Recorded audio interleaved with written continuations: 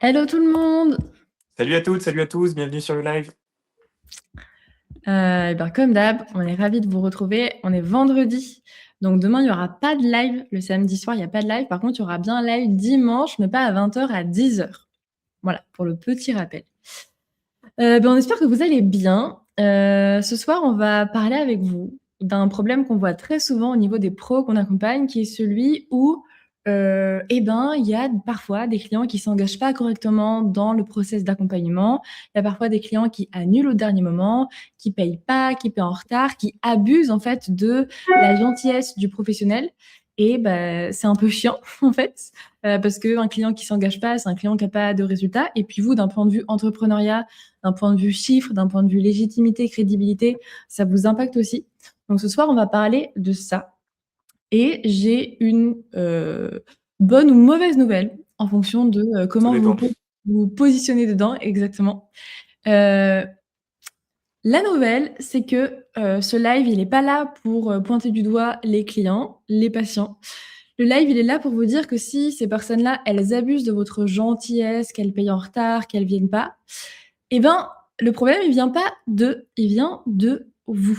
Et je vais vous expliquer ce soir pourquoi ce type de problème, c'est normal que ça arrive, pourquoi il vient de vous. Et surtout, on va vous expliquer en tout cas avec Louis, ce que vous pouvez changer dès maintenant pour que ça n'arrive plus. D'accord? Il faut comprendre un truc, c'est que si vous avez des annulations de dernière minute, des retards de paiement, des clients qui essaient de négocier tout le temps, etc., qui testent un peu vos limites, si ça vous arrive souvent, c'est pas un problème de client, c'est pas non plus un problème de stratégie, de structure, c'est littéralement un problème de posture. Les gens ne profitent pas. En fait, ce qu'ils font, c'est qu'ils vont s'adapter au cadre que vous leur proposez. Et un cadre flou reflète en fait une posture floue et du coup des comportements, des engagements clients flous. Euh, Aujourd'hui, je vais vous partager 4 piliers que vous devez renforcer pour que ça n'arrive pas. Parce qu'aujourd'hui, si vous êtes un professionnel, que vous êtes compétent, que vous voulez impacter encore plus de monde dans le milieu de la préparation physique, la prépa mentale, dans le milieu du bien-être, du sport, de la santé, que vous voulez être aligné avec ce que vous faites, faire de l'argent, vous devez absolument avoir un cadre clair et une posture claire. Et pour ça, vous devez respecter 4 piliers. Le premier pilier, c'est celui de renforcer votre posture de leader. Donc avant de penser à faire, vous devez penser à être. C'est-à-dire que tant que intérieurement, vous ne vous positionnez pas comme un leader, personne ne vous traitera comme tel. Et quand je parle de leader, attention, un leader, c'est pas une personne qui est forcément autoritaire et qui va imposer. Un leader, c'est une personne qui va mettre l'autre en sécurité, qui va être clair, qui va avoir une posture de quelqu'un de stable et qui va mettre en confiance. Et aujourd'hui, si vous n'êtes pas dans cette posture de leader où vous croyez en ce que vous faites, vous rassurez l'autre avec un cadre, et ben forcément, si vous vous doutez de vous ou au fond vous y croyez pas vraiment, vous vous dites que c'est pas forcément pour vous parce que vous y croyez peut-être pas complètement ou parce que vous avez peut-être des croyances limitantes dont vous n'avez pas toujours conscience, et ben forcément, si vous doutez, votre client il doute. Si vous vous excusez un peu de votre prix quand vous annoncez votre tarif, qu'au lieu de dire mon accompagnement il est à 8 000 euros, est-ce que tu te projettes dedans ou pas, mais que vous dites ben, mon accompagnement il est à 100 euros. Donc Euh, ça a quand même fait, parce que voilà, mais on peut s'arranger, hein. Combien? C'est 1 €. Mais on peut vraiment s'arranger, pas de souci. et ben forcément, quand vous osez pas donner votre tarif, quand vous vous excusez un petit peu, quand vous cherchez, c'est un truc qu'on voit souvent avec Louis, des personnes qui ont un accompagnement de ouf, qui ont du coup un tarif élevé, parce que la valeur, elle est élevée, et quand elles donnent leur tarif, elles proposent directement après un arrangement. La personne en face de vous ne vous a pas dit qu'elle avait forcément des problèmes de paiement, donc ne proposez pas directement un arrangement. Et quand vous vous excusez de votre prix, quand vous osez pas, forcément le client, il le sent et il négocie. Quand vous tolérez une fois qu'une personne, elle arrive en retard, qu'elle paye pas, et ben ça devient une norme pour le client. Et forcément, le client, il en profite, entre guillemets, parce qu'il n'a pas de cadre. Et du coup, il faut absolument que vous soyez dans une posture de leader où vous croyez en ce que vous faites. Vous êtes vraiment sûr de la valeur que vous apportez, du pourquoi vous, en fait, vous reflétez de la sécurité, de la clarté, de la stabilité. Et quand vous êtes dans cette posture-là, quand vous savez à quel point vous pouvez changer la vie des gens et à quel point ce cadre, il est important, eh ben, c'est beaucoup plus simple d'avancer, de fixer des limites. Et il faut absolument que vous ayez cette posture-là. Donc, demandez-vous aujourd'hui, est-ce que vous vous comportez comme quelqu'un à qui on confierait sa santé, son corps, son énergie ou pas? Parce que si vous incarnez pas ce que vous proposez, forcément, ça marche pas. Donc le premier pilier, c'est vraiment d'incarner cette posture de leader où vous devez être sûr de vous. Tant que vous ne vous positionnez pas comme un leader qui croit en ce qu'il fait, qui va montrer le chemin aux autres, qui va leur dire: «Vas-y, c'est ce cadre, c'est comme ça que tu dois faire, repose-toi sur moi, je suis là pour te montrer le chemin», et cetera. Si vous n'êtes pas sûr de vous, et ben forcément, les clients ne seront pas sûrs de vous non plus. Et oui, ils vont négocier, abuser, mais c'est juste normal. Donc, premier pilier, ayez une posture de leader. Et c'est pas un bouton on-off, hein. C'est pas à un moment donné, bam, je me réveille, j'ai une posture de leader, je crois en moi, je crois en mes offres et du coup les clients, bah, ils tombent tout seuls et ils se mettent à me croire d'un coup, puis il y a plus à me poser de lapin, puis ils payent exactement, quand je leur dis de payer et ils me respectent. C'est, une jauge qui se remplit au fur et à mesure et vous devez être actif, en fait, tout au long de votre carrière là-dedans. Il y a un moment donné où ça ira mieux, il y a un moment donné où vous allez prendre l'habitude, où ça vous demandera moins d'énergie, ça vous écorchera plus les lèvres de donner votre prix et ça va plus vous mettre, autant de contraintes, mais c'est un travail de longue haleine qui se fait tous les jours et qui est jamais complètement acquis. Parce qu'à un moment donné, bah, vous allez vous prendre dans les dents une réflexion d'un client qui va pas vous plaire. À un moment donné, vous serez pas hyper en forme et cette posture-là, elle fluctue et c'est parfaitement normal. On vous demande pas d'être au top du top tout le temps, ça n'existe pas. Mais, ne pensez pas que, à un moment donné, vous allez vous dire: «OK, maintenant je suis pleinement confiant, je crois en mes offres et j'y vais». Ça se fait vraiment au fur et à mesure. Ça va commencer par des profils de clients qui vous ressemblent, qui sont déjà eux-mêmes rassurants et qui ont envie d'être rassurés. Puis ensuite, au fur et à mesure, vous allez pouvoir vous incarner davantage, vous imposer davantage et vous allez pouvoir toucher, bah, beaucoup plus de profils différents. Jusqu'au jour où, bah, vous ne réfléchirez plus, ce ne sera plus un problème, ce ne sera plus un sujet pour vous et ce sera une, très bonne nouvelle, de se dire: «OK, bah, ça fait déjà 6 mois que j'ai plus du tout pensé à ça parce que maintenant c'est fluide» et c'est très bien. Mais, ça demande du boulot et parfois il faut revenir un peu en arrière. Typiquement quand, votre business il va se développer, si vous êtes très à l'aise en one to one avec, quelqu'un, mais qu'à un moment donné vous avez envie, bah, d'ouvrir votre cabinet ou votre salle de sport, vous allez être exposé à de nouveaux défis et là forcément, bah, votre confiance, bah, elle sera moins élevée et donc votre posture, vous allez là devoir encore, la renforcer et c'est un travail que vous allez faire tout au long de votre carrière, au fur et à mesure des nouveaux objectifs que vous vous mettez. Donc relax, par contre c'est un travail actif, donc il faut y aller. Ça viendra jamais de vos clients, ça vient de vous. Ensuite, le deuxième pilier, c'est de poser un cadre clair. Le cadre vraiment, ne pensez pas qu'il rigidifie les choses, qu'il est autoritaire. Le cadre, au contraire, il va protéger la relation. Il faut absolument que vous ayez, par exemple, des conditions d'annulation qui soient claires, que vous ayez des conditions au niveau des horaires, de l'engagement, des délais du paiement, comment ça se passe, etc., etc. Il faut que tout soit clair parce qu'en fait, un cadre clair d'accompagnement, c'est littéralement dire à votre client, bah voilà comment je travaille, voilà quelles sont mes limites, voilà tout ce que je peux te promettre. Si ça te convient, on avance. Sinon, si ça te convient pas, ben c'est pas grave, c'est que c'est pas pour toi, c'est que ça marche pas entre nous et c'est pas grave, il y aura un autre pro qui pourra t'accompagner.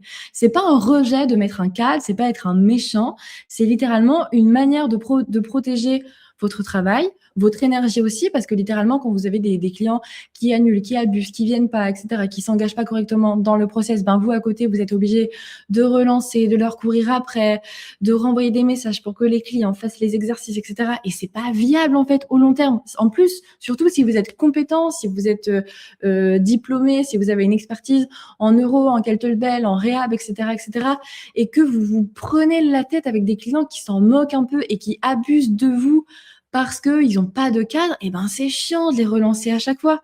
Vous valez plus que ça. Et pour valoir plus que ça, vous devez poser un cadre. Donc, poser un cadre, c'est une manière de respecter votre énergie, votre travail, votre crédibilité, ça la protège.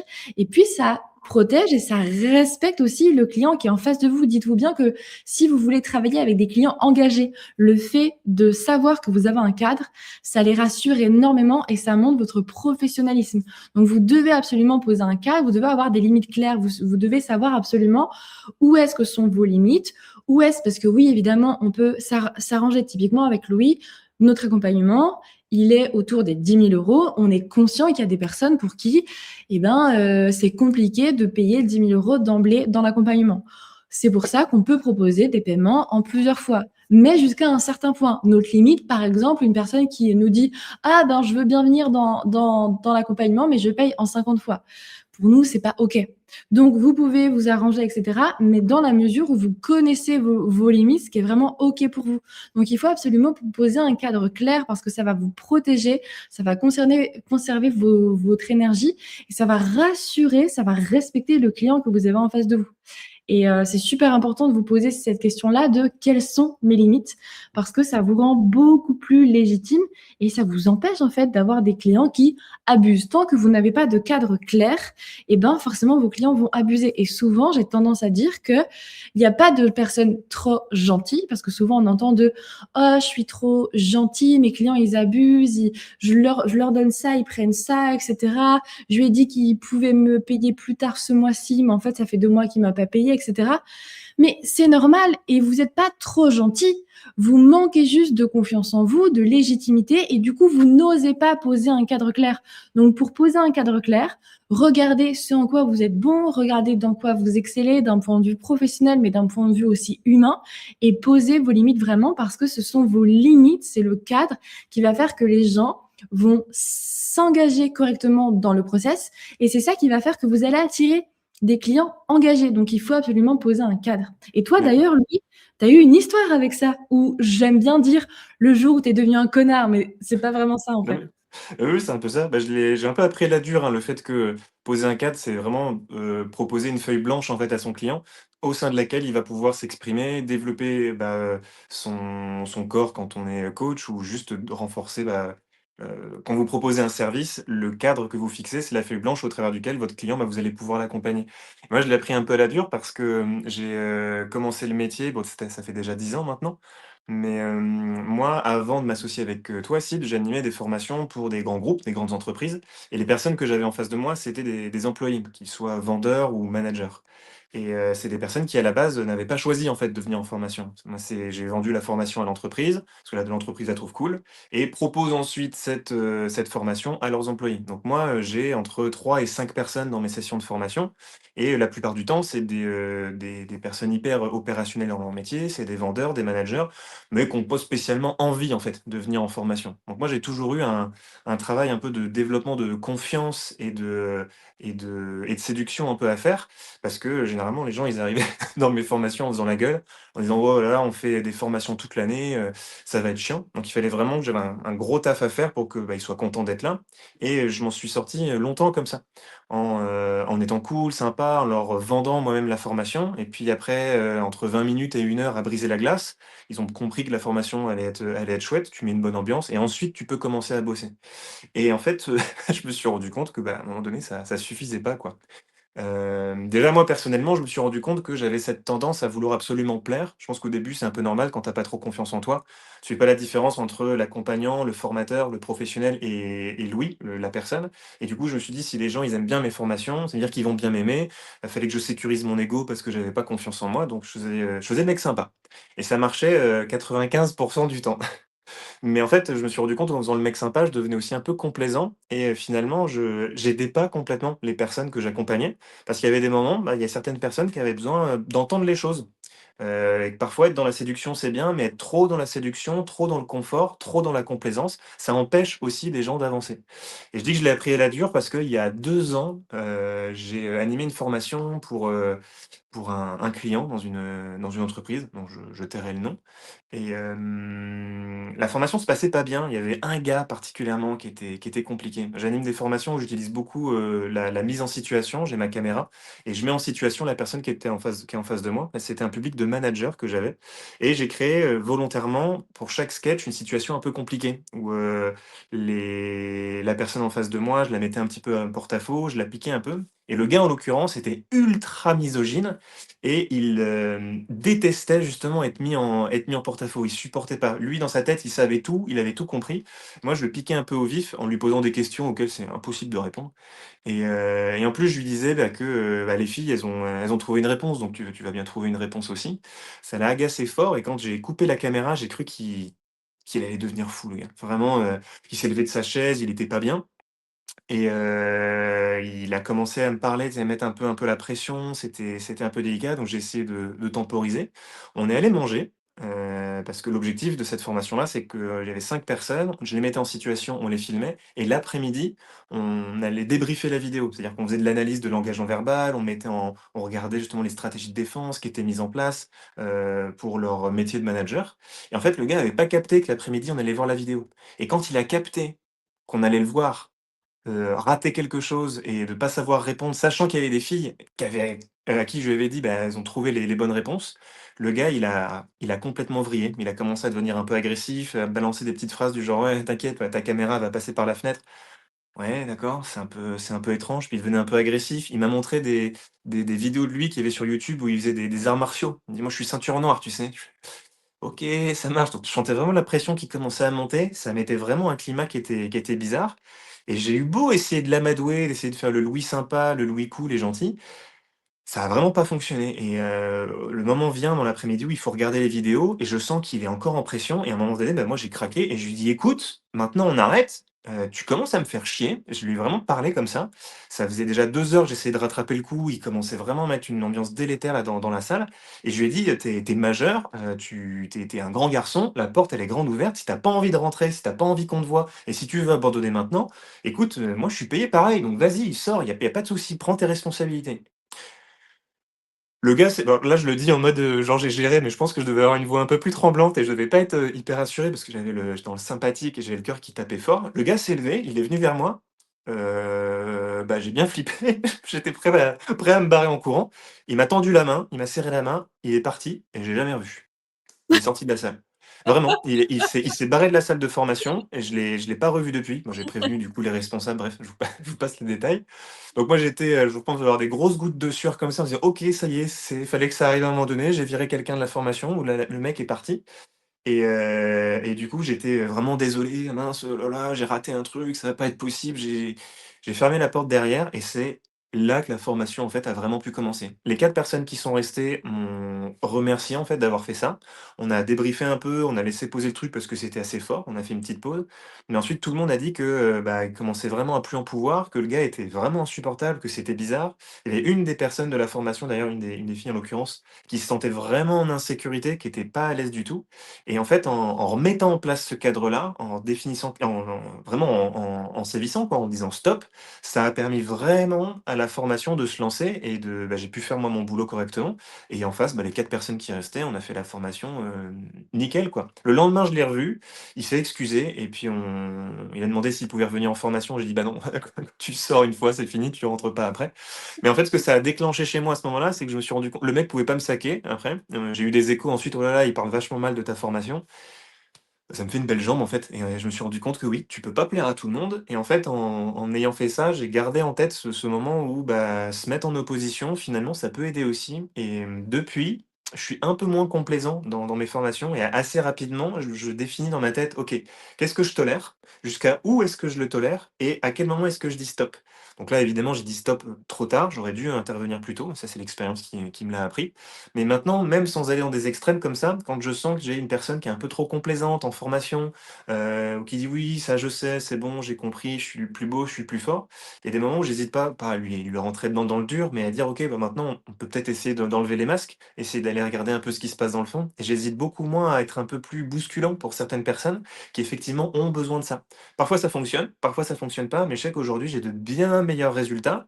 Je pense que mes formations, plaisent un tout petit peu moins en moyenne, on va dire, parce que j'ose vraiment dire les choses. Par contre, je sais qu'en termes de résultats, c'est beaucoup plus élevé. Je pense que, sur des atteintes chiffrées, comme c'est sur du chiffre d'affaires, par exemple, je sais que j'ai plus 10 à plus 20 depuis que je rentre un peu dans des profils qui sont un peu récalcitrants, qui ont besoin de ça, quoi. Donc quand on parle d'un cadre clair, ça parle de ça.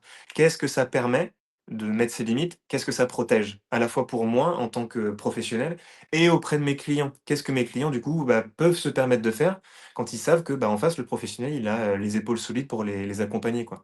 Et je pense que jusqu'à cet événement-là, j'étais trop le formateur qui était béni oui oui, on est gentil, tout le monde est beau, tout le monde est gentil, on est sympa. Donc c'est super, c'est très agréable. Par contre, ça crée pas suffisamment de contraintes pour qu'il y ait de vrais changements ensuite.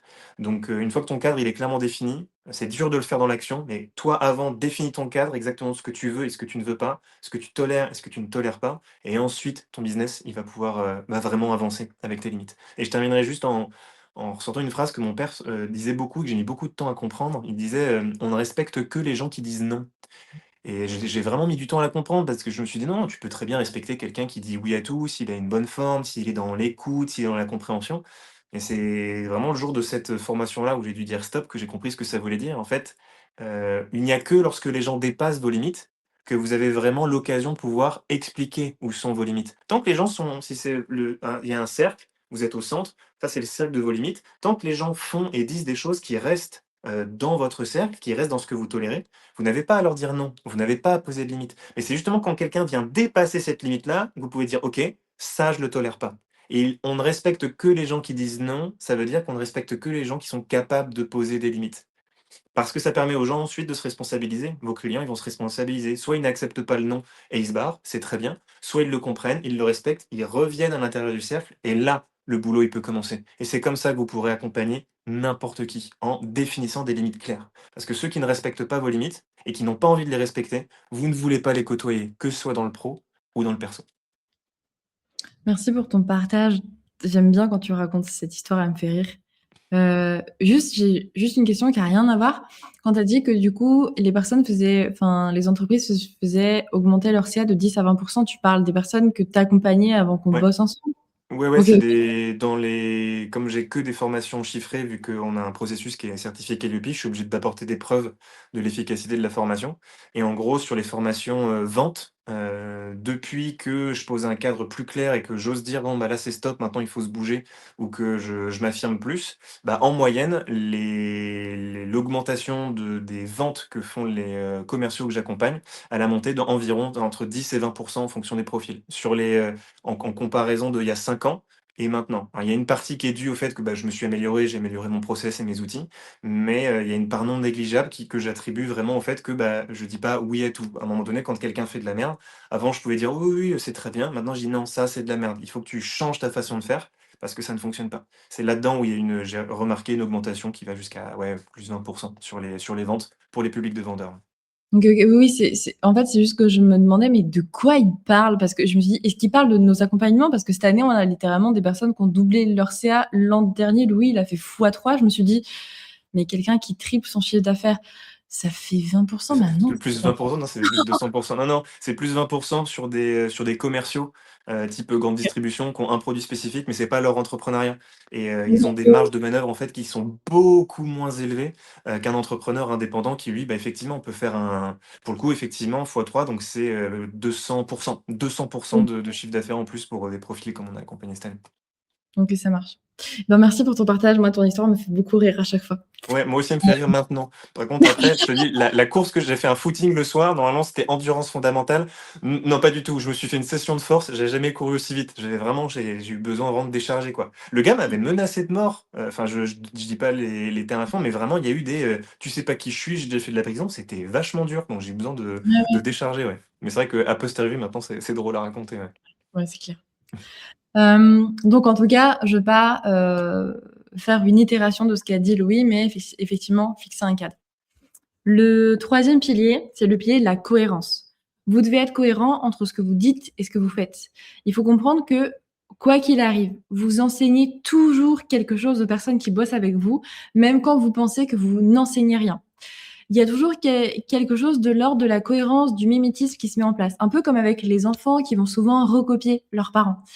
Tu dis à ton enfant de surtout pas monter sur le mur, mais toi tu y montes. Tu peux être sûr que 5 minutes après, ton gosse il sera sur le mur parce que maman elle m'a dit de pas le faire, mais elle le fait. Ça marche pareil avec vos clients. En fait, si vous parlez d'engagement à vos clients, il faut t'engager dans le process de A à Z, il faut faire les choses, il faut que tu t'engages d'un point de vue financier, etc. Mais que vous, à côté, vous acceptez les annulations de dernier moment, vous acceptez que votre client, que votre patient, il vous renvoie pas forcément les exercices en temps et en heure, il y a un truc qui marche pas. Votre client, forcément, il va être aussi dans cette logique-là. Si vous parlez de bien-être à votre patient, à votre client, si vous lui dites que c'est important, qu'il prenne du temps pour lui, qu'il se ressource, etc., mais que vous êtes au bord du burn-out parce que vous êtes épuisé, que vous en pouvez plus d'enchaîner les heures et que ça fait 10 ans que vous n'avez pas pris un moment off, ça le fait pas non plus. Si vous parlez de respect à votre client, mais que vous osez pas poser de limites, ben c'est normal que votre client en face de vous, eh ben, il abuse de vous parce que vous n'avez pas de limites claires. Donc, d'un point de vue alignement, ça ne marche pas. Et il faut bien comprendre que les clients, ils ne respectent pas ce que vous expliquez, ils respectent et ils vont mimer ce que vous incarnez. Parce que vous êtes une figure d'autorité, de confiance. Quand vous investissez dans un accompagnement avec un professionnel X, forcément, vous lui accordez votre confiance. Et donc, le client, il va respecter ce que vous incarnez plutôt que les mots qui vont sortir de votre bouche. Donc, il faut absolument que vous soyez cohérent entre ce que vous dites et ce que vous faites. Si vous parlez d'engagement financier, temporel, dans un process, si vous parlez de bien-être, d'oser, etc., mais que vous, ce sont des choses que vous ne faites pas pour vous, ça marche pas. Tout comme se faire accompagner. Combien de personnes on voit avec Louis dire à leurs clients que c'est important qu'ils investissent dans un accompagnement pour leur santé, pour leur bien-être, pour aller mieux, etc., qu'ils investissent financièrement, temporellement dedans, mais eux, ils sont incapables d'investir au minimum la même somme dans un accompagnement pour eux parce que pas envie, c'est pas fait pour moi, je me débrouille seule. C'est logique que ton business il marche pas si t'es pas capable de faire ce que tu demandes à ton client, c'est juste normal. Donc il faut que vous soyez cohérents, c'est hyper important. Et enfin, le dernier pilier pour nous, c'est un des plus importants, c'est celui de la responsabilité. Le jour où vous arrêtez de dire que vos clients, ils abusent et que vous vous demandez: «OK, qu'est-ce que moi je tolère?», votre business, il change. Le jour où vous comprenez que c'est de votre responsabilité, tout change. Il faut bien comprendre que c'est pas de votre faute. Par exemple, vous vous arrangez avec une personne en lui disant: «Oui, tu peux me payer le mois prochain, c'est OK», et la personne, elle n'honore pas sa parole parce que vous n'avez pas signé de papier, etc. C'est pas de votre faute si la personne, elle n'a pas une éthique qui est égale à la vôtre, ok? Par contre, c'est de votre responsabilité que son manque d'éthique ne vous impacte pas d'un point de vue business. Donc à ce moment-là, prenez votre responsabilité et dites-vous: OK, qu'est-ce que je peux faire pour que cet arrangement, si jamais la personne n'honore pas sa parole, ça n'impacte pas mon entrepreneuriat, mon travail avec mes clients, etc., etc. Donc, demandez-vous ce que vous pouvez mettre en place pour que ça ne vous impacte pas. Et pour tout, vous avez de la responsabilité. J'en ai déjà parlé sur YouTube, mais littéralement, pendant le Covid, on a vu deux catégories de professionnels différents. Il y a ceux qui ont vraiment remis la faute sur la pandémie, nanana, j'y arriverai jamais et le sort s'acharne sur moi et mince. Et du coup, il y a plein de coachs qui ont mis la clé sous la porte. Et de l'autre côté, il y a des coachs qui ont pris leur responsabilité, même si c'était pas simple, mais ils se sont dit: OK, il y a la pandémie, il y a toute cette merde-là, ce n'est pas ma faute, mais moi, comment je peux faire pour que mon business ne s'écroule pas? Et c'est là où on a vu tous les visios, tous les trucs en ligne exploser. Et il y a des coachs qui ont littéralement explosé pendant la pandémie. Donc, au lieu de vous dire: «Eh mince, mon client, il annule. Oh, et si seulement j'avais des clients plus investis. Oh, et si seulement j'étais payé au bon moment», arrêtez avec le «et si seulement» et passez au comment. Comment je peux faire en sorte que mes clients soient investis? Comment je peux faire en sorte qu'ils honorent leur rendez-vous? Et le jour où vous commencez à vous dire: «Qu'est-ce que je tolère? Mes limites, c'est quoi?», votre business, il change. Et tant que vous mettez la responsabilité sur vos clients, vous avez aucun levier d'action. Aucun. Parce que vous vous victimisez, en gros.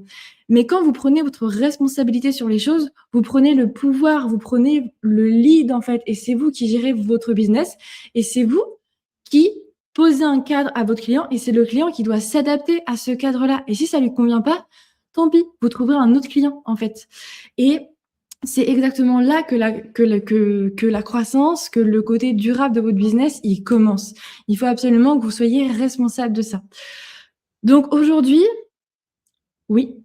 J'ai levé la main, maîtresse. Tu sais que j'ai déjà rencontré des gens qui m'ont dit que, leurs enfants étaient mal élevés, que c'était pas de leur faute.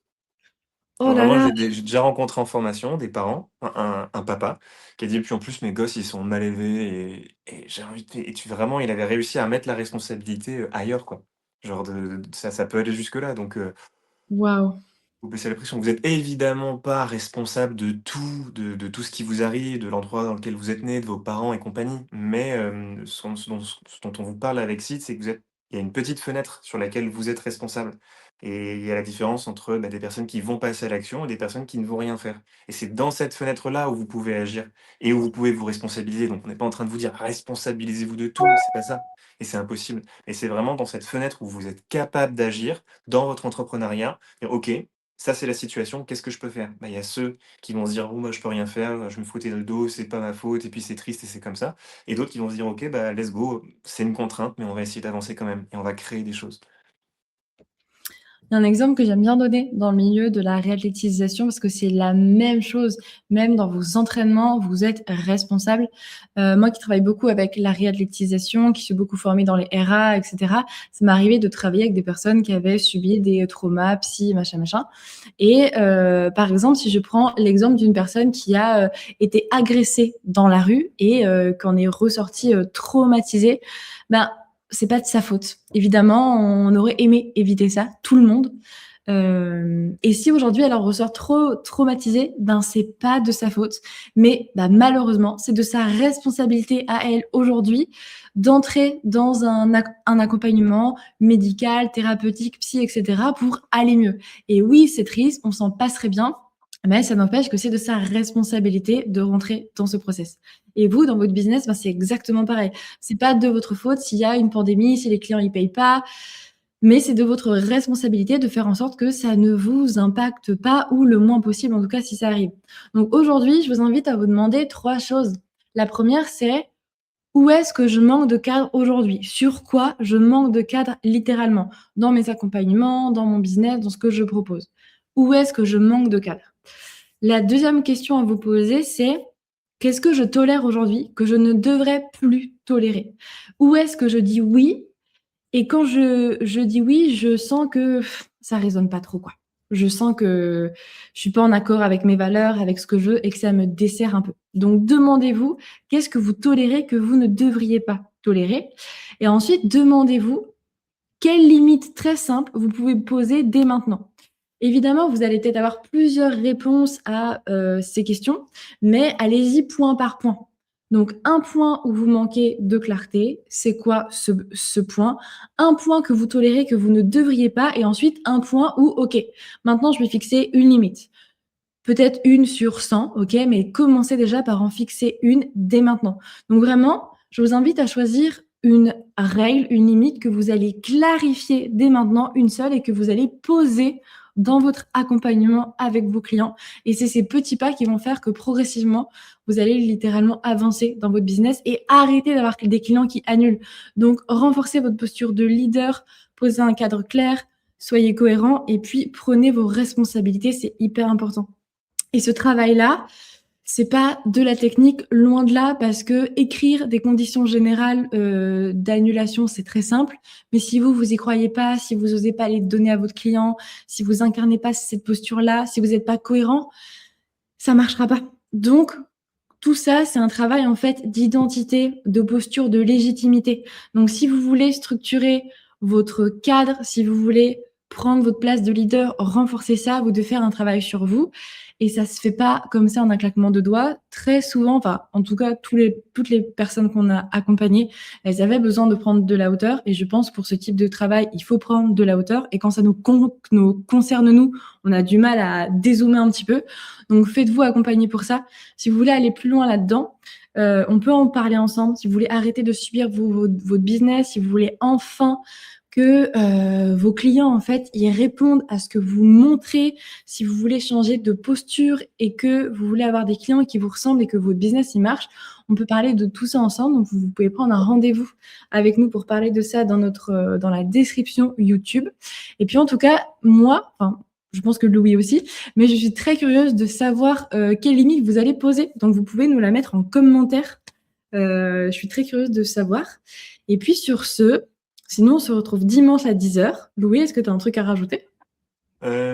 Soyez le plus précis possible sur les limites à fixer. Faites pas des trucs énormes, quelque chose de très simple, de hyper factuel. Vous définissez un tarif, ce sera pas en dessous de ce tarif, point barre. N'allez pas plus loin si vous avez du mal à poser les limites. Voilà, c'était juste une petite précision, en plus. Sinon, tout est bien conclu et on vous souhaite un très bon week-end à toutes et tous et on se retrouve dimanche 10h pour le dernier live de la semaine. À dimanche!